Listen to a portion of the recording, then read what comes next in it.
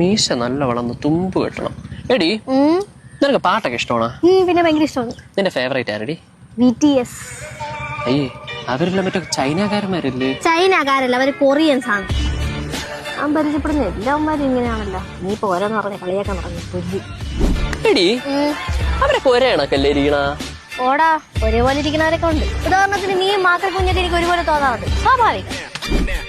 എടി എടി എടി അവന്മാരെ കാണാൻ ഒരുമാതിരി പെമ്പിള്ളേരെ കണക്കല്ലേ ഇരിക്കണ? താടിയില്ല, മീശയില്ല. നിന്റെ മുഖത്ത് കുത്തി വെച്ചേക്കുന്നത് പിന്നെ മൈപ്പിലി ആയിരിക്കുമല്ലേ? പിന്നെ അവന്മാരെ പെണ്ണുങ്ങളെ കണക്കല്ലേ ഇരിക്കണം. ചന്തി കൊണ്ടാണ്ടിരിക്കണം എല്ലാരും. ഇവന്മാര് ഭയങ്കര മേക്കപ്പ് ആണെന്നാണ് പറയണത്. നിന്റെയൊക്കെ മമ്മൂട്ടി മോഹൻലാലും പിന്നെ മുഖം കഴുകി അതാണ് കാണല്ലോ ക്യാമറയുടെ ഫ്രണ്ടിൽ വന്നിരിക്കുന്നത്. എടി എന്നാലും 10 പേർക്ക് മനസ്സിലാവണ്ടേ അവന്മാരെ പാട്ടും പാക്കുട്ടിയൊക്കെ? നിന്റെ ഫേവറേറ്റ് പാട്ട് ഏതാണ്? ഡെസ്പാസിറ്റോ. 2 വരി പാടും. കൊള്ളാടാ, നല്ല പാട്ട്. അവാർഡ് കിട്ടും. നിനക്ക് ഞാനാ വലുത് അവന്മാരാ വലുത്? 2020 ഞാൻ ബ്രേക്കപ്പ് പറഞ്ഞ ഡിപ്രഷൻ അടിച്ചിരുന്ന ഓർമ്മയുണ്ടാ? ഉണ്ട്. നീ ഒരു വിളി വിളിച്ച?